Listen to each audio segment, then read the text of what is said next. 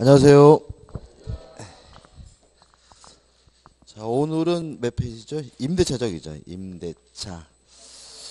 보강은요. 보강은 돌아오는 일요일 말고 다 다음 주, 그러니까 26일 날 일요일 날 하도록 하겠습니다. 583페이지 보시면 임대차가 나와요. 일단 법조문이 나와서 한번 읽어볼게요. 임대차는 당사자 일방이 상대방에게 목적물을 해서 첫 번째 주의할 점은요. 임대차의 객체는 목적물 물건입니다. 따라서 동산일 수도 있고 부동산일 수도 있어요. 항상 조심할 것은 뭐냐면 임대차에 관한 문제를 푸실 때 절대로 주택임대차보호법을 떠오르시면 안 됩니다. 왜냐하면 주택임대차보호법은 여러 가지 물건 중에서 특히 주거용 건물을 특별히 보호하기 위한 예외적인 임대차니까요. 절대로 무엇을 가지고요? 주택임대차보호법 가지고 문제를 풀어제끼면 안 돼요. 실제로 주택임대차보호법 좀 이따 말씀드리겠지만 한 문제가 나와요. 근데 민법상 임대차는 두세 문제 이렇게 나오기 때문에 엉뚱하게도 다 틀리는 경우가 많습니다. 항상 조심하세요. 그죠? 다시 한번요.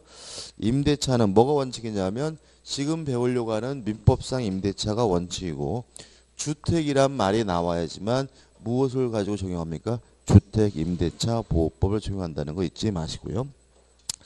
또 사용 수익하게 할 것을 약정하고 낙성계약입니다. 따라서 실제로 사용 수익하게 해야 성립하는 것이 아니라 사용 수익하기로 약정만 하면 성립하고요. 이에 대하여 반드시 차임을 지급하기로 해야 됩니다. 왜냐하면 만약에 차임이 없어가지고 무상이면 사용대차예요. 그래서 임대차와 사용대차를 구별하는 기준은 무상이냐 유상이냐 문제이기 때문에 반드시 차임을 지급하기로 해야 된다는 거. 세 가지입니다. 첫째, 임대차의 객체는 뭐죠? 물건이다. 두 번째, 낙성계약이기 때문에 약정만 하면 성립한다. 세 번째, 뭐죠? 차임을 반드시 지급하기로 해야 된다. 왜냐하면 무상이면 임대차가 아니라 뭐죠? 사용대차니까요. 내용은 뭐 사회적 작용, 법적 성질을 한번 쭉 읽어보시기 바라고요. 한 장을 넘겨보시면 임대차의 성립회까지 또 나와 있죠. 낙성계약이다라는 거 보시면 되고 3번에서 이제 임대차의 존속기간이 나옵니다. 중요합니다. 제가 지금 필기해 드린 것들은 뭐예요? 반드시 숙지해야 될 것들만 필기해 드릴 건데 첫 번째 임대차에서 주의하실 것이 뭐냐면 존속기간입니다. 첫째, 최장기간 무제한입니다. 따라서 영구무한으로도 설정하는 것이 가능하다는 거 꼭 기억해 두셔야 되고요. 그 다음에 두 번째 문제 되는 것이 최단기간인데 최단기간은 전혀 보장하지 않습니다. 따라서 임대차의 존속기간은 2년이 보장된다 그러면 뭐예요? X예요. 그죠? 그거 틀려요. 왜 틀려요? 주택임대차보호법을 생각하니까. 그죠? 절대로 주택이란 말이 없으면 뭐예요? 주택임대차보호법을 떠오르시면 안 되고요. 임대차의 최단기간은 전혀 보장하지 않고 있습니다. 따라서 임대차 계약을 하면서 존속기간을 약정하지 않았다면 최단기간이 보장되지 않기 때문에 언제든지 자유롭게 해지 통고할 수가 있고요. 만약에 임대인이 해지 통고를 하게 되면 6월, 임차인이 해지 통고를 하면 1월 지나면 임차권이 뭐하게 되냐면 소멸하게 되고요. 아주 시험에 잘 나오는 부분이니까 꼭 숙지하셔야 됩니다. 끝이에요. 이런 내용이 586페이지까지 나와 있죠. 그죠? 그다음 586페이지 보시면 존속기간의 갱신 뭐 특별한 거 없고 약정으로 갱신할 수 있고요. 법정 갱신이 인정되긴 하는데 법정 갱신되면 뭐 2년, 1년 이런 게 없고 존속기간의 약정이 없는 거기 때문에 언제든지 자유롭게 해지 통고할 수 있다는 거 주의하셔야 되고요. 그 다음 우측에 보시면 4번 단기 임대차 존속기간 나오는데 요 부분은 절대로 외우지 마세요. 그죠? 뭐 이거는 10년 뭐 숫자만 나오면 환장하세요. 막 10년 5년 뭐 이러는데 아무 의미 없는 거고요. 그 관련 조문 해가지고 619조를 한번 볼게요. 이렇게 돼 있죠. 처분의 능력 또는 권한 없는 자가 임대차라는 경우. 자, 이게 무슨 말이냐면 처분권이 없더라도 임대차하는 게 가능해요. 다만 너무 길게 하면 안 되기 때문에 짧게 해야 되는데 이게 뭐죠? 단기 임대차의 개념만이에요. 기간은 전혀 신경 쓰지 마시기 바르고, 특히 처분권이 없더라도 타인의 부동산을 뭐 할 수 있어요? 임대할 수 있다는 건 꼭 기억해 두셔야 돼요. 따라서 넘겨보시면 588페이지에 뭐 갱신 그런 거 아무 의미 없는 거고, 그 다음에 임대차에 효력해서 임대인의 권리, 뭐 차임 받을 수 있겠죠, 그죠? 월세 받을 수 있고, 2번 임대인의 의무에서 나오는데 이것도 이제 기억나실 거예요. 자, 이제 기억나시나요? 물건은 직접 지배권이므로 스스로 알아서 만족을 얻어야 되고, 그죠? 채권은 지배권이 아니므로 채권 자체가 만족을 주는 것이 아니라 이행을 해야, 타인이 협력을 해야 비로소 뭘 얻어요? 만족을 얻는다. 그럼 임차권은 물건이 아니라 채권입니다. 따라서 임차권이라는 권리 자체가 만족을 주는 건 아니고요. 임대인이 적극적으로 사용 수익해야, 하게 해야 비로소 뭐가 생기는 거죠? 만족이 생기는 거죠. 따라서 1번 임대인은 목적물을 인도해 줄 의무가 있고요. 2번 임대인은 목적물에 대한 방해를 제거해 줄 의무가 있고요. 우측에 3번 고장난 것이 있다면 뭘 해줘야 돼요? 수소를 해줘야 됩니다. 내용 한번 쭉 보시되 가장 중요한 내용이 뭐라고요? 임차권은 물건이 아니라 뭐예요? 채권이니까 채권 자체가 만족을 주는 것이 아니라 채무자가 임대인이 적극적으로 협력을 해야, 이행을 해야 비로소 만족을 얻는다는 논리 반드시 이해하셔야 되고요. 하단에 보시면 임차인의 권리에서 뭐예요? 1번 임차권, 다시 말씀드리지만 물건이 아니라 뭐라고요? 채권이다. 끝. 그 다음 넘겨보시면 2번에서 비용상한 청구권이 나옵니다. 일단 임차인은 필요비도 청구할 수 있고요. 유익비도 청구할 수 있죠. 조심할 것은 뭐냐 하면 필요비는 언제 청구하냐면 지출 시 청구합니다. 유익비는 언제 청구하냐면 임대차 종료 시에 청구하게 되고요.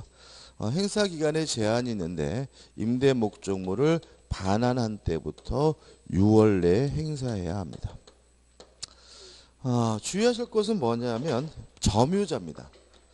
점유자도 비용 상한을 청구할 수가 있는데 점유자는 필요비와 유익비를 언제 청구할 수 있었냐면 목적물 반환 시 청구할 수 있습니다. 요 세 가지를 섞어놓으면 굉장히 헷갈립니다. 그래서 필요비는 언제 청구합니까? 지출한 때, 임차인 얘기죠. 유익비는 언제요? 종료시. 점유자는 뭐죠? 반환시니까 확실하게 뭐예요? 숙지하시고 이해하셔야 되고요. 조심하시기 바라고.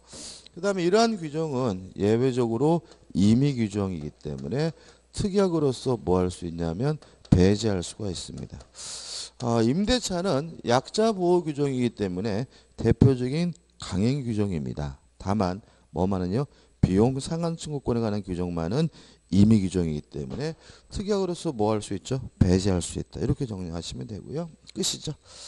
그 다음에 넘겨보시면 592페이지에 부속물 매수 청구권이 나오고 593페이지에 지상물 매수 청구권이 나옵니다. 이것도 정리해보자. 일단 건물 등의 임차인은 전세권자와 마찬가지로 임대인으로부터 동의를 얻었거나 또는 매수해서 부속시킨 물건에 대해서 뭘 청구할 수 있냐면 부속물 매수를 청구할 수 있고요. 내용이 무엇과 똑같죠? 전세권하고 똑같습니다. 요 부속물 매수 청구권은요 형성권이기 때문에 특약으로 상대방이 거부할 수 없고요. 또 강행 규정이기 때문에 특약으로도 뭐 할 수 없냐면 배제할 수가 없습니다. 기억해 두시고요. 그 다음에 토지 임차인은 지상권자와 마찬가지로 존속기간의 만료로 소멸하게 되면 한 번 더하자 갱신을 청구할 수가 있고요. 그 갱신 청구에 대해서 임대인이 거부하면 내 건물 사라 지상물 매수를 청구할 수가 있고요. 이 지상물 매수 청구권은 형성권이기 때문에 임대인이 뭐하지 못하죠? 거부하지 못하고요. 강행 규정이기 때문에 특약으로서 배제할 수가 없습니다. 여기까지 또 무엇과 똑같죠? 지상권하고 똑같습니다. 달라지는 게 있는데 뭐가 달라지냐면 지상권은 존속기간의 만료로 소멸된 경우에만 갱신 청구할 수 있고 거부당하면 지상물 매수를 청구할 수 있는데 토지 임차인은 존속기간에 약정이 없어서 임대인의 해지 통고로 소멸한 경우에도 요거죠. 그죠? 소멸한 경우에도 지상물 매수를 청구하는 것이 가능하고요. 요 임대인의 해지 통고로 소멸한 경우에는 굳이 별도로 또 뭐 할 필요 없죠? 갱신 청구할 필요도 없다는 거 주의하시기 바랍니다. 따라서 토지 임차인은 지상물 매수를 청구하는 원인이 두 가지입니다. 첫째, 존속기간의 만료로 소멸했고 갱신 청구했다가 뭐요? 거부를 당하든지 아니면 존속기간의 약정이 없어서 임대인의 해지로 통고하든지 둘 중에 한 가지 사유가 있으면 지상물 매수를 청구할 수 있다는 것까지 정리하시면 되고요. 끝입니다. 우리 교재 너무 지나쳐요. 이 정도만 정리하시면 돼요. 그 다음 595페이지 하단에 오시면 임차인의 의무에서 차임을 지급할 의무가 있다. 그죠? 넘겨보시면 차임의 내용, 차임의 지급 시기, 후불이 원칙이죠. 특약으로서 뭐 할 수 있냐면 자 선불로 할 수 있고 3번 차임 지급 연체와 계약의 해지는 이것도 하나만 기억하시면 되겠죠. 2기에 차임을 지급하지 않았다면 임대인은 임대차 계약을 해지할 수가 있다. 그죠? 여기서 조심할 것은 2기예요. 두 달이 아니죠. 그죠? 2기라는 말은 뭐죠? 월세면 2달, 연세면 2년, 주세면 뭐죠? 2주. 이렇게 되는 거니까 2월 이러면 어떻게 해요? X가 된다는 거 주의하시면 되겠죠. 끝입니다. 그 다음에 우측에 보시면 차임 증감 청구해가지고 일부가 멸실되면 그 범위 내에서 감액을 청구할 수 있고요. 또 경제 사정의 변동으로 인해서 차임이 현실적이지 않다면 증감 청구하는 거 너무나 당연하고요. 넘겨보시면 598페이지에 2번 임차물의 보관 의무 해가지고 선량한 관리자로서 보관해 줘야 되고요. 이상한 놈이 나타나서 찝쩍거리면 그 사실을 통제해 줘야 되고요. 또 임대인의 보존행위에 대해서 인용 받아들여야 하고요. 만약에 이러한 임대인의 보존행위로 인해서 목적을 달성할 수 없다면 임차인은 임대차 계약을 해지할 수가 있고요. 그 다음에 3번 임대차 계약이 끝나면 임차 목조물을 뭐 할 의무가 있어요? 반환할 의무가 있죠. 우측에 보시면 확인 문제 나왔죠, 그죠? 여기까지 왔어요, 그죠? 보시면 교재가 쓸데없이 막 복잡한 거야, 그죠? 그러니까 우리가 기억할 것은 뭐예요? 요게 전부예요. 이것도 어떻게 해요? 아주 확실하게 타이트하게 내 거로 만들면 되고요. 확인 문제 풀어볼까요? 임차인의 부속물 매수 청구권에 관한 다음 기술 중 맞는 것은? 자, 다시 한번 볼까요? 임대인의 동의 또는 매수해서 부속시켰으면 부속물 매수를 청구할 수 있고 형성권이기 때문에 임대인이 뭐하지 못해요? 거부하지 못하고 강행규정이니까 특약으로도 뭐 할 수 없어요? 배제할 수가 없다. 1번 판례에 의하면 임차인의 채무 불이행에 의한 해지의 경우에도 부속물 매수 청구권을 인정한다. X. 그죠? 돈 안 내서 쫓겨나는 뭘 사달라고 그러겠어요. 그죠? 2번 부속물 매수 청구권은 건물 기타 공작물의 임차인 그리고 토지 임차인에게 인정된다. X. 보이시나요? 토지 임차인에게는 뭐죠? 지상물 매수 청구권. 건물 등의 임차인은 뭐예요? 보석매수청구. 토지 임차인에게는 보석매수청구 인정되지 않는 거예요. 그죠? 그죠? 따라 답 2번도 뭐예요? X. 3번 부속물 매수청구권은 일시 사용을 하기 위한 임대차에도 적용된다. 일시 사용을 하기 위한 임대차가 뭘까요? 임대차가 뭐죠? 물건을 사용 수익하기로 약정하고 대가를 지급하면 임대차나요? 여간방에서 하룻밤 자는 것도 임대죠. 그잖아요. 여간방에서 하룻밤 자는 것도 뭐라고요? 임대차잖아요. 왜? 여간방도 뭐예요? 물건이고 사용 수익하고 뭐죠? 여간비 뭐죠? 5만 원을 내니까 그죠? 그럼 생각해 보라고. 이게 일시 사용 임대차가 뭐예요? 여간방 하룻밤 잔 건데 예를 들어 가지고 이런 규정이 적용되겠습니까? 일시 사용을 위한 임대차는요. 대부분의 규정이 적용되지 않아요. 그죠? 생각해 보세요. 예를 들어서 여간방 하룻밤이었는데 12시 되니까 여간방 주인이 아저씨 왜 안 나가? 지금 12시에 넘었어요. 아, 해지 통고했군요. 6개월 후에 나가겠습니다. 이게 말이 됩니까? 이게 말이 안 되는 거거든요. 그래서 일시 사용을 위한 임대차는 적용되지 않습니다. 적용되지 않고 다만 요 필요비 유익비에 관한 민법 규정만은 일시 사용을 위한 임대차에도 적용이 되고요. 그 다음에 당연히 뭐 뭔가를 부속시켰다는 이유로 여간방에 하룻밤 잔 사람의 매수를 청구할 수는 없을 테니까 3번은 뭐죠? X겠죠. 4번 부속물 매수 청구권은 배제하는 특약은 무효이다. 맞죠? 왜요? 강행 규정이기 때문에 특약으로서 뭐 할 수 없어요? 배제할 수가 없다. 그죠? 5번 부속물 매수 청구권은 반드시 서면으로 행사해야 한다. X죠. 항상 말씀드리지만 우리 민법은 말로 하든 문서로 하든 어떤 방법이 상관이 없다. 그죠? 답은 뭐죠? 4번이 되죠. 그죠? 그래서 뭔가를 잡다하게 많이 알아야 되는 거 아닙니다. 그죠? 핵심 정보를 정확하게 내 거로 만들면 되죠. 그 다음 5번 부동산 임차권의 물권화 강야. 아 이거 잊지 마세요. 이런 거 왜 넣어놨어? 어디까지 넘어가냐면은 602페이지 상단까지 가입해요. 간단히 말씀드리면 임차권은 물권이 아니라 뭐예요? 채권이에요. 따라서 특정한 사람에게만 대항할 수 있는 뭐죠? 상대권이기 때문에 뭐가 없습니까? 대항력이 없어요. 다만 등기를 하면 예외적으로 대항력을 가져요. 끝. 근데 문제는 뭐냐면 등기를 하면 대항력을 갖는다가 중요한 게 아니에요. 임차권은 물권이 아니라 뭐예요? 채권이기 때문에 제3자에게 뭐 할 수 없어요? 대항할 수 없다는 게 중요하거든요. 근데 이런 거를 너무 자세하게 되면 또 거꾸로 자꾸 들어가. 그러니까 이게 뭐가 문제냐면 뭔가를 자꾸 우리 수험생들이 보호하려고 막 심리적으로 노력하거든요. 그런 행동하지 마시기 바라고요. 임차권은 물권이 아니라 뭐라고요? 채권. 따라서 뭐가 없습니까? 대항력이 없다. 이게 가장 중요한 논점이고요.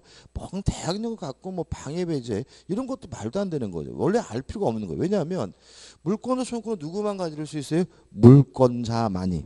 따라서 임차권은 뭐예요? 채권이기 때문에 뭐가 없어요? 물권적 충족권이 없다. 이게 전문 거죠. 그죠? 보지 마시고. 그 다음에 이제 602페이지 오시면 임차권의 양도와 임차물에 전대해가지고 교재가 또 어디까지 나오냐면은 608페이지 상단까지 나오는데 이건 좀 정리를 해야 돼요. 기억나시나 모르겠는데 물권은 모든 사람에게 주장할 수 있는 뭐예요? 절대권이기 때문에 자유롭게 양도할 수 있지만 채권은 특정한 사람에게만 주장할 수 있는 상대권이고 사람에 대한 권리이기 때문에 약한 양도성을 띈다. 따라서 임차권을 양도하거나 전대하려면 임대인의 뭐가 필요하냐면 동의가 필요하고요. 동의 없이 임차권을 양도 전대하게 되면 임대차 계약을 임대인이 뭐 할 수 있냐면 해지할 수가 있어요. 이건데 이걸 가지고 좀 사를 좀 분석할 줄 알아야 됩니다. 첫째 문제가 되는 것은 동의 없이 임차권을 양도하거나 또는 전대한 경우를 좀 생각해 봐야 돼요. 자, 이런 문제입니다. 갑이 을과 만나가지고 임대차 계약을 하고요. 을이 임차인이고 갑이 임대인인데 을의 자신의 임차권을요 병에게 양도하려고 해요. 또는 한 번 더 임대한다 전대하려고 하면 갑으로부터 뭘 받아야 되냐면 동의를 받아야 되는데 동의를 안 받았어요. 첫 번째 주의하실 점은요. 동의 없다 하더라도 임차권의 양도 전대 자체는 유효다. 그죠? 계속 반복적인 겁니다. 자, 우리가 남의 물건 팔아먹을 수가 있나요? 왜 남의 물건을 팔아먹어요? 지 것도 아닌데. 남의 물건 못 팔아먹는 거죠. 근데 타인 소유물의 매매는 유효한 거예요. 왜 그렇다고요? 팔아먹을 수 있다는 말이 아니라 유효해야 뭐가 생겨요? 책임이 생기기 때문에요. 이중 매매 하면 돼요? 하면 안 돼요? 하면 안 되는 거예요. 그죠? 그렇지만 이중 매매는 뭐 한 거예요? 유효한 거예요. 왜요? 유효해야 뭐가 생겨요? 책임이 생기니까요. 공유물을 팔아먹으려면요. 공유자 전원의 동의가 필요합니다. 한 사람은 공유물을 뭐 할 수 없어요? 팔아먹을 수가 없어요. 그렇지만 한 사람이 한 매매 계약은 무효가 아니라 뭐예요? 유효한 겁니다. 왜요? 유효해야 뭐가 생겨요? 책임이 생기니까요. 임차권을 양도하려면 임대인의 동의가 필요합니다. 동의 없으면 임차권을 뭐 하지 못해요? 양도하지 못합니다. 그래도 양도 계약 자체는 무효가 아니라 뭐 한 겁니까? 유효한 겁니다. 왜요? 유효해야 뭐가 생겨요? 책임이 생기니까요. 그죠? 항상 무시하실 것이 해도 되는 건 유효, 하면 안 되는 건 무효. 이렇게 가면 안 된다는 거예요. 항상 유효냐 무효냐의 가장 중요한 논점은 뭐냐면 해도 되느냐 하면 안 되느냐 이 문제가 아니라 책임을 져야 되는 거는 뭐예요? 유효. 책임질 필요가 없는 건 뭐예요? 무효. 이런 거예요. 동의 없이 이루어진 양도 전대 계약 자체는 무효가 아니라 뭐죠? 유효합니다. 따라서 을은병에게 뭘 져야 돼요? 책임을 져야 됩니다. 어떤 책임을 지겠어요? 동의를 받아줄 책임. 그죠? 동의 받아줘야죠. 못 받으면 뭐 해야 돼요? 못 받으면 담보 책임이라도 져야 된다는 의미에서 양도 전제 자체는 유효죠. 임차권 양도도 매매죠. 저번 주 했잖아요. 매매의 대상은 물건이 아니라 뭐라고요? 재산권이다. 그죠?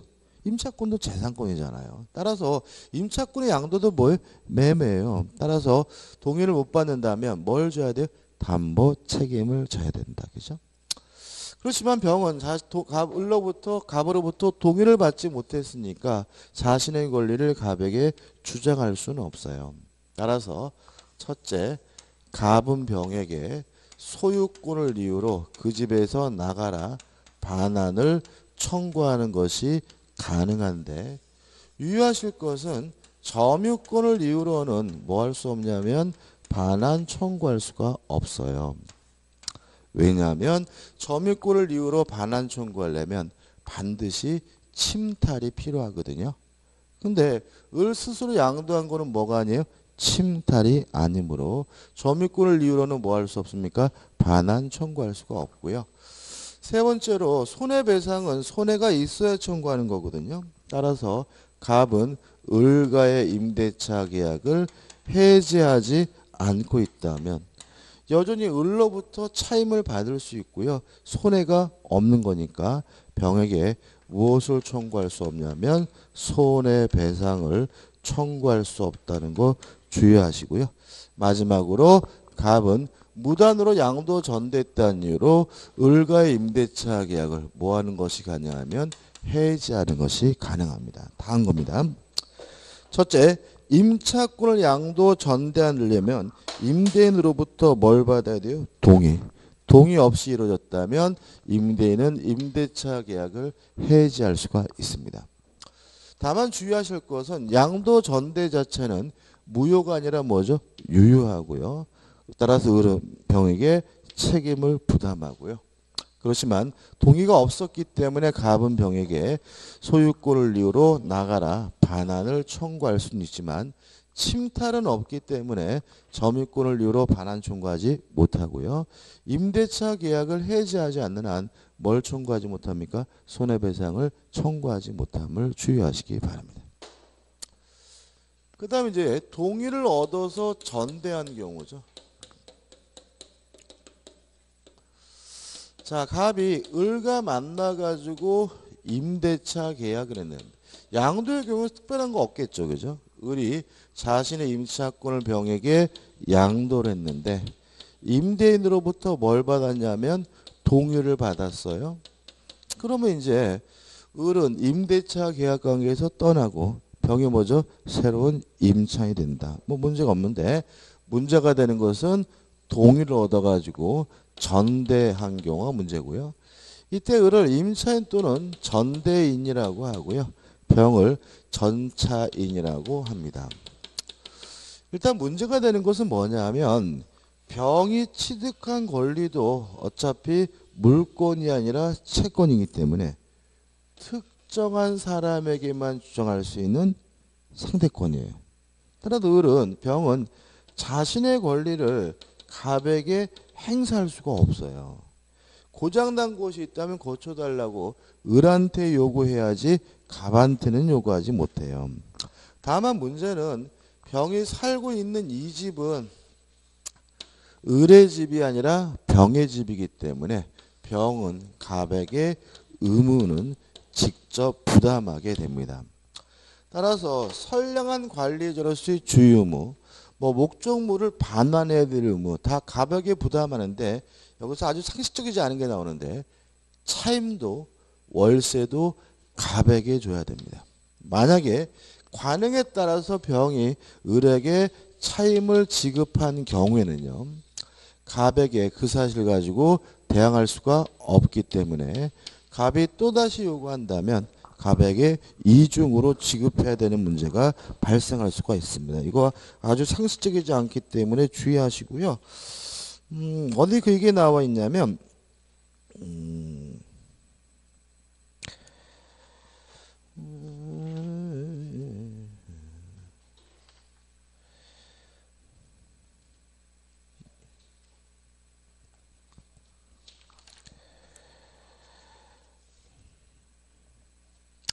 605페이지 보시면 605페이지 맨 위에 630조 법조문이 있어요. 제가 한번 읽어볼게요. 임차인이 임대인의 동의를 얻어 임차물을 전대한 때에는 전차인은 직접 임대인에 대하여 의무를 부담합니다. 이 경우 전차인은 전대인에 대한 차임의 지급으로서 임대인에게 뭐하지 못해요? 대항하지 못한다라고 규정하고 있죠. 따라서 차임도 누구한테 주란 얘기죠? 갑, 임대인에게 주란 얘기고요. 만약에 을에게 지급한 경우에 그 사실을 가지고 갑에게 대항하지 못한다는 말은 갑이 또다시 달라고 하면 이중으로 지급돼야 된다는 취지로 해석이 되고요. 아주 상식적이지 않기 때문에 주의하시기 바랍니다. 다 한 겁니다. 그죠? 그냥 나머지 내용들은 결국 뭐냐 하면 이런 얘기죠. 어차피 병의 권리는 을로부터 비롯됐으니까 을보다 작아야죠. 존속기간도 짧아야 되고 보증금도 작아야 되고요. 또 을의 권리가 소멸된다면 병의 권리도 어떻게 해요? 자동으로 소멸되겠죠. 따라서 갑과 을은 임의적으로 을의 권리를 소멸시키지 못하고요. 합의 해지 등을 했다 그래서 병의 전차권이 소멸되는 것은 아니다. 이 정도만 주의하시면 됩니다.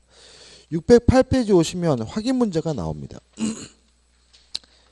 임차인이 임대인의 동의 없이 목조물을 전대한 경우에 법률관계가 난 다음 설명 중 틀린 것은 1번 임대인은 임대차 계약을 해지할 수가 있다. 맞죠?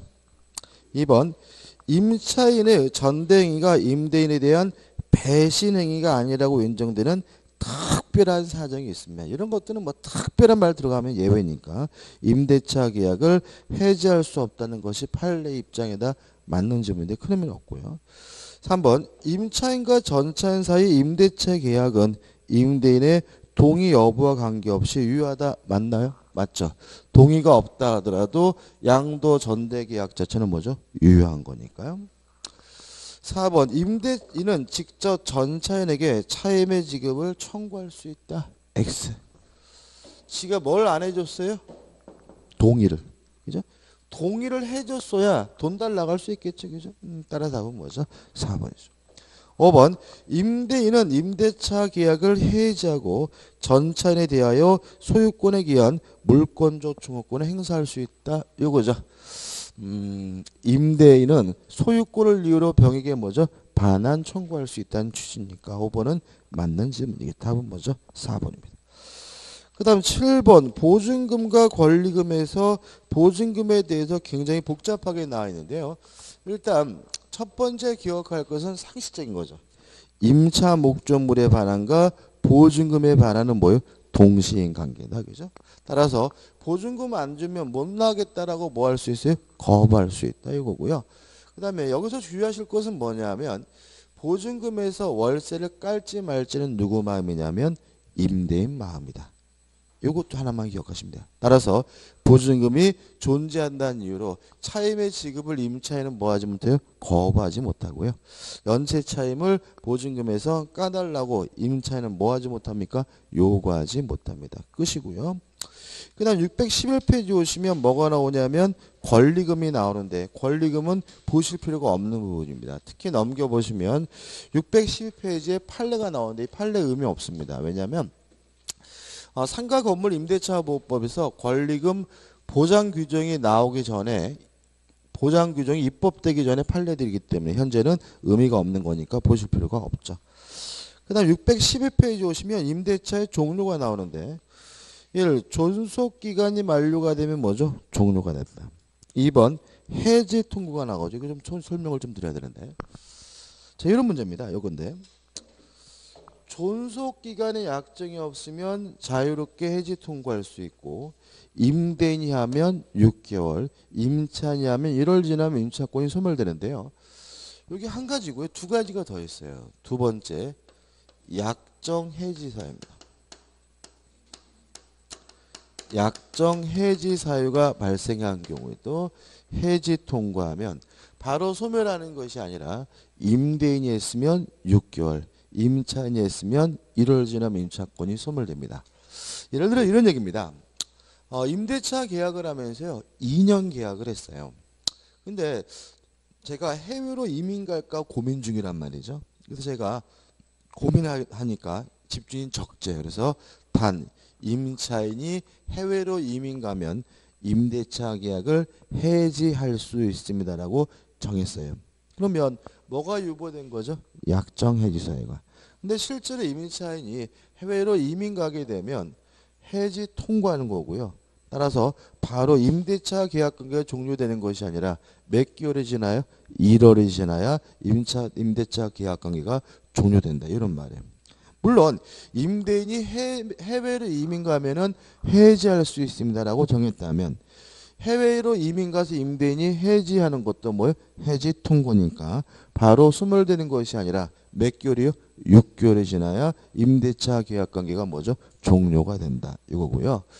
그 다음에 세 번째로 임차인의 파산입니다. 임차인이 파산 선고를 받으면 임대인이나 또는 파산 관제인이 해지 통고하게 되고요. 이때도 바로 소멸되는 것이 아니라 몇 개월이요? 6개월이 지나야 임대차 계약 관계가 종료가 된다는 거 주의하시기 바랍니다. 그래서 임대인이 하면 6월, 임차인이 하면 1월이라는 해지 통고는 세 가지죠. 존속기간에 약정이 없는 경우와 약정 해지 사유가 있는 경우와 그 다음에 임차인이 파산한 경우 주의하시기 바랍니다. 그 다음 우측 하단에 보시면 해지에서 뭐 그렇게 많이 나와 있는데 일단 기업과 니은은 임차인이 하는 해지입니다. 기업, 임대인이 보존행위로 인해서 임차인의 목적을 달성할 수 없다면 임차인이 임대차 계약을 해지할 수 있고요. 니은번 일부가 멸실이 돼서 목적을 달성할 수 없으면 임차인이 임대차 계약을 뭐 할 수 있냐면 해지할 수 있어요. 그 다음에 디귿과 리을은 임대인이 하는 겁니다. 디귿. 임차인이 동의 없이 임차권을 양도 전대하면 누가 해지합니까? 임대인이. 또 리을.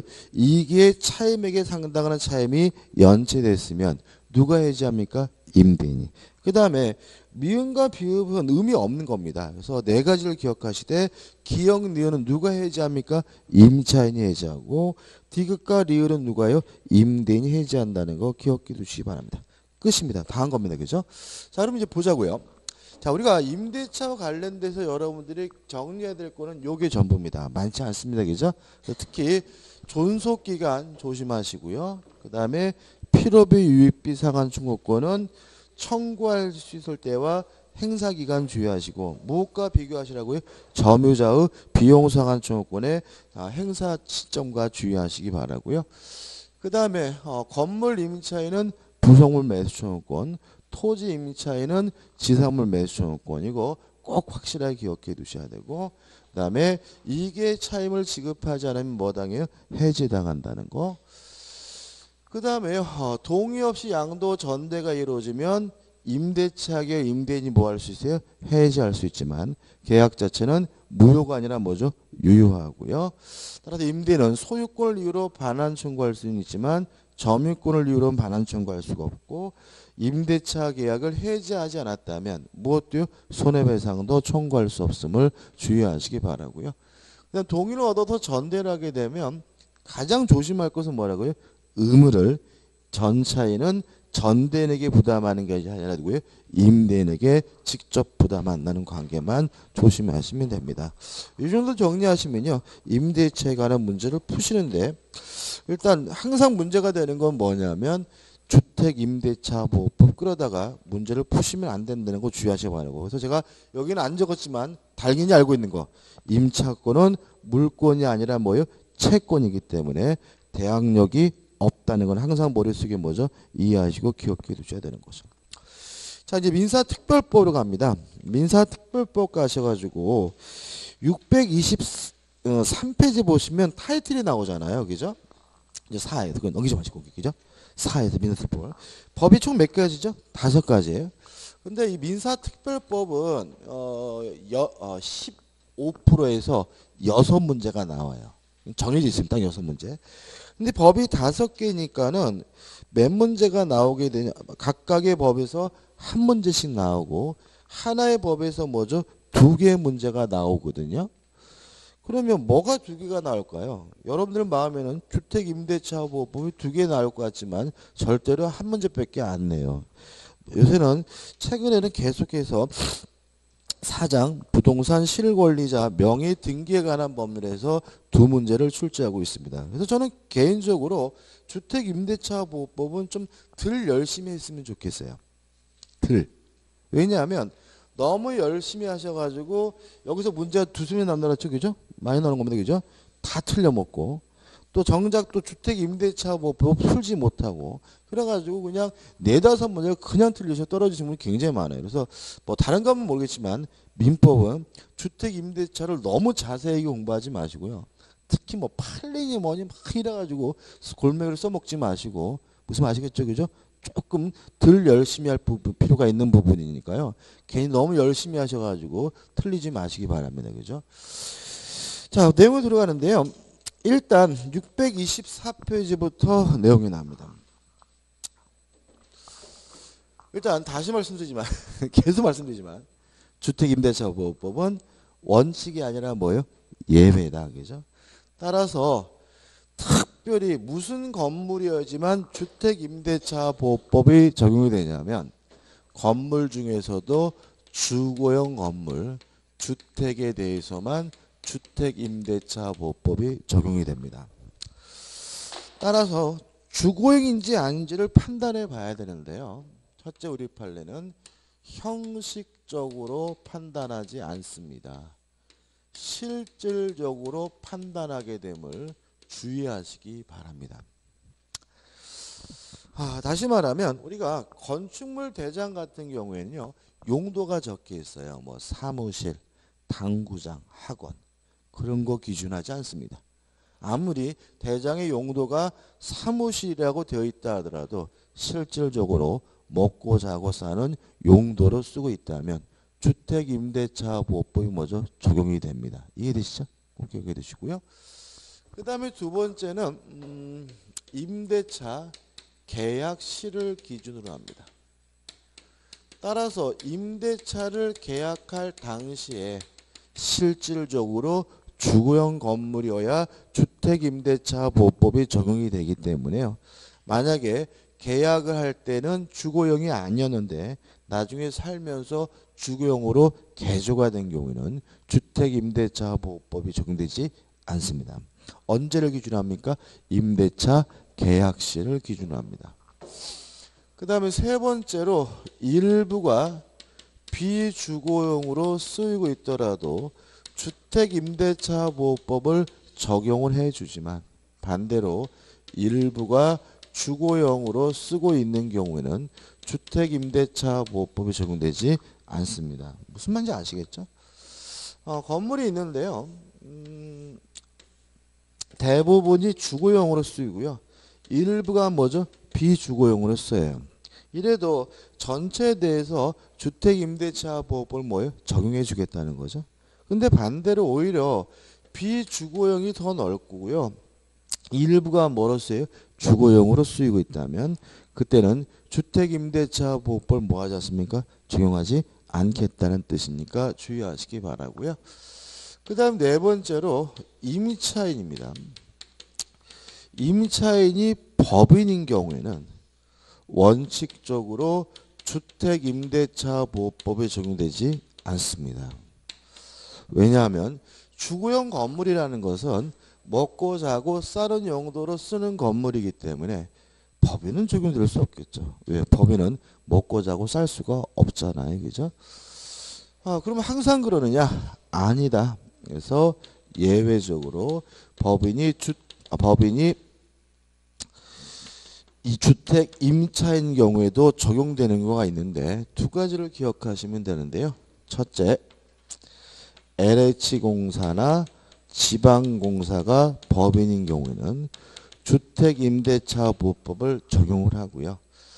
또 임차인 두 번째, 중소기업인 경우에는 주택임대차 보호법을 적용을 해줍니다. 이게 무슨 말이냐면 이런 문제입니다. 미분양 아파트들이 의외로 많단 말이죠. 그래서 정부가 어떤 생각을 하게 되냐면 요 미분양 아파트를 LH공사 같은 공기업이 임대를 해가지고 집 없는 서민들에게 싸게 전대를 해주게 되면 미분양 아파트 문제도 좀 어느 정도 해결이 되고 집 없는 서민들에게도 도움이 되지 않을까 이런 생각을 하게 됩니다. 근데 문제는 이런 형태로 하게 되면 임차인이 뭐가 돼요? LH공사 법인이기 때문에 주택임대차 보호법이 적용되지 않고요. 그러면 요 서민들이 대항력이니 뭐니 이런 게 인정되지 않아 가지고 큰 피해를 보게 된다는 거죠. 그래서 주택임대차 보호법을 개정을 해 가지고 법인은 원래 적용되지 않지만 LH공사나 지방공사 경우에 뭐죠? 적용을 한다라고 개정을 했고요. 그 다음에 중소기업은 이런 문제입니다. 사택 문제죠. 예를 들어 가지고 서울에 본사가 있는 기업이 세종시에다가 지점을 만들었어요. 그래서 지점을 만들면서 직원들을 위한 사택을 아파트를 뭐요? 임대했는데 그러면 임차인이 뭐가 되냐면 기업 법인인 거거든요. 이해되시죠? 그죠? 근데 문제는 만약에 뭐 보증금을 뗐다 이러면 뭐 SK니 LG니 뭐 이런 거는 별 문제가 그렇게 큰 문제는 안 되지만 만약에 중소기업인 경우에는 이 임차 보증금 자체가 뭐죠? 엄청나게 큰 금액이니까 피해 볼 수 있겠죠. 그래서 중소기업이 임차인 경우에는 주택임대차 보호법을 뭐 하고 있습니까? 적용하고 있습니다. 그죠? 이게 적용법입니다. 그래서 교재 보시면 서설에서 입법 목적이 나오고 우측에 보시면 적용 범위 해가지고 교재 626페이지까지 나와 있고요. 제가 말씀드린 내용이니까 주의하시기 바라고. 그 다음에 627페이지 보시면 주택 임차권에 뭐가 나오냐면 대항력이 나옵니다. 다시 말씀드리지만 임차권은 원칙적으로 채권이기 때문에 뭐가 없죠? 대항력이 없습니다.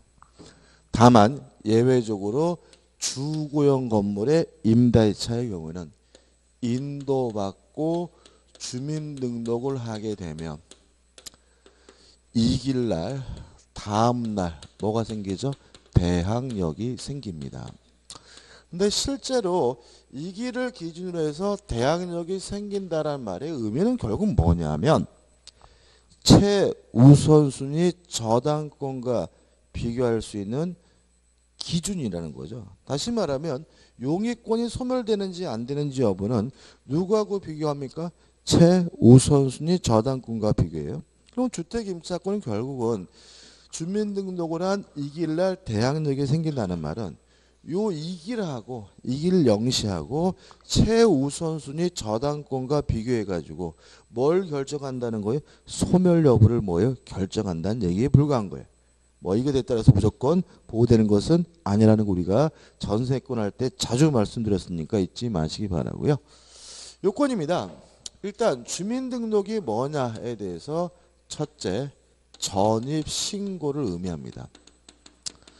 전입신고가 담당 공무원에 의해서 수리가 됐다면 주민등록이 된 것으로 봅니다. 따라 담당 공무원이 수리 받았다면 주민등록부에 기재가 안 했더라도 뭐가 있는 거죠? 대항력이 있는 거고요. 유의하실 것은 이러한 전입신고 주민등록이 되어 있다는 이유로 대항력이 발생하려면 정확해야 됩니다. 뭐가 해야 돼요? 정확. 첫째, 뭐가 정확하면 되냐면 전입신고만 정확하면 됩니다. 따라서 전입신고가 정확히 됐는데 담당 공무원이 실수로 주민등록부에 잘못 기재가 됐더라도 뭐가 생겨요? 대항력이 생겨요. 뭐만 정확하면 돼요? 전입신고만 정확하면 돼요.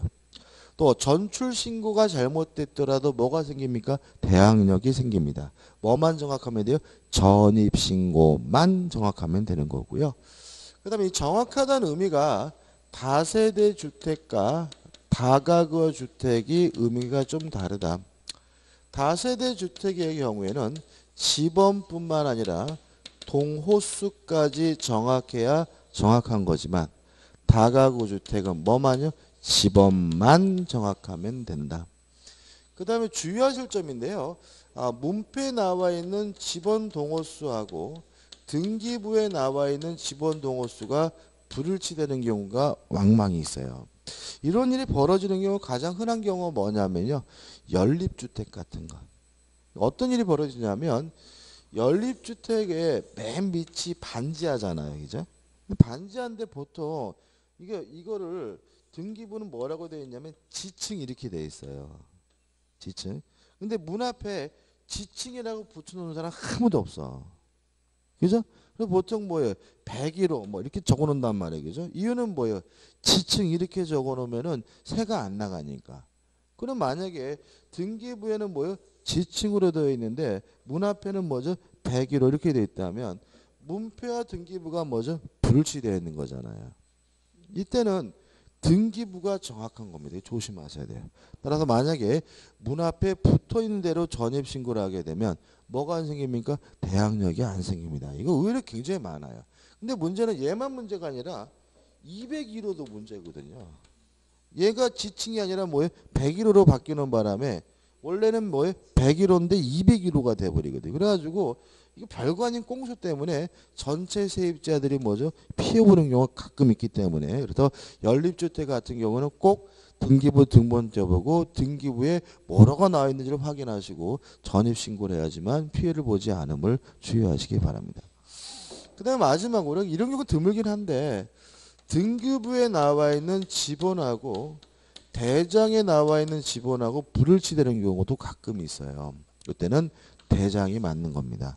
왜냐하면 권리에 관한 사항은 등기부 내용을 우선하지만 뭐 지번이나 동호수, 뭐 면적 이런 사실에 관한 사항은 대장의 내용이 우선돼요. 따라서 지번이 등기부와 대장이 잘못되어 있으면 뭐가 맞는 거죠?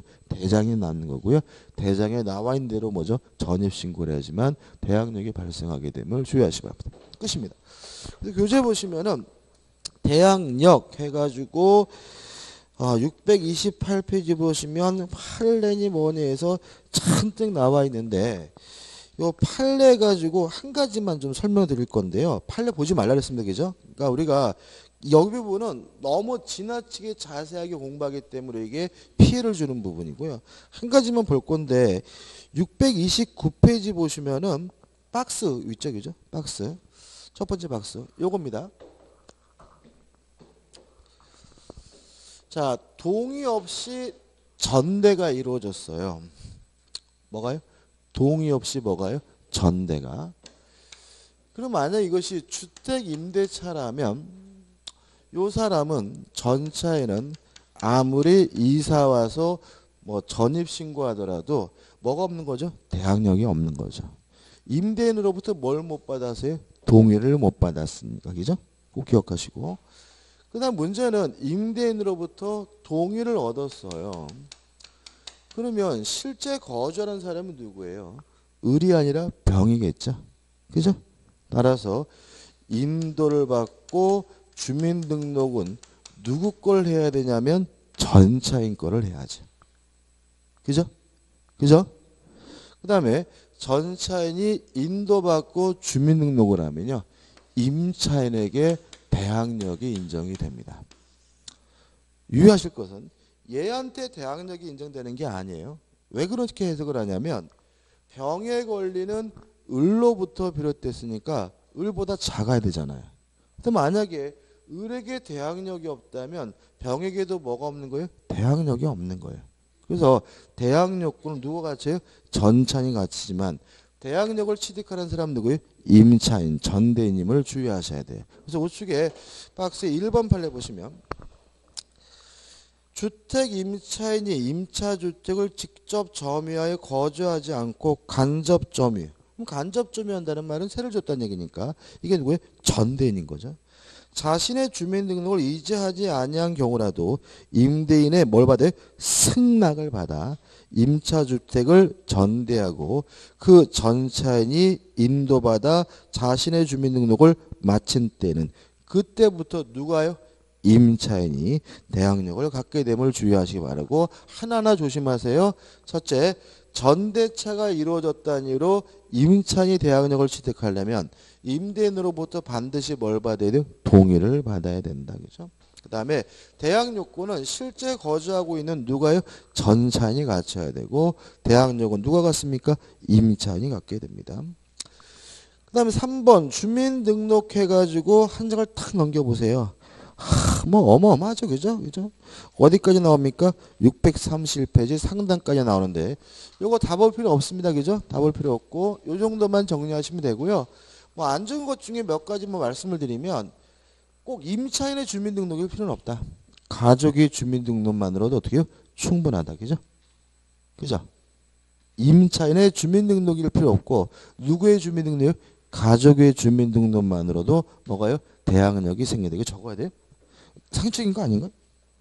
그죠? 그 다음에 두 번째, 요 주민등록은 대항력의 취득 요건일 뿐만 아니라 존속 요건입니다. 따라서 중간에 주민등록이 말소가 되면 있던 대항력은 뭐죠? 당연히 뭐가 돼요? 소멸된다. 뭐 그 정도는 제가 안 적어도 아마 이해되실 것 같아요.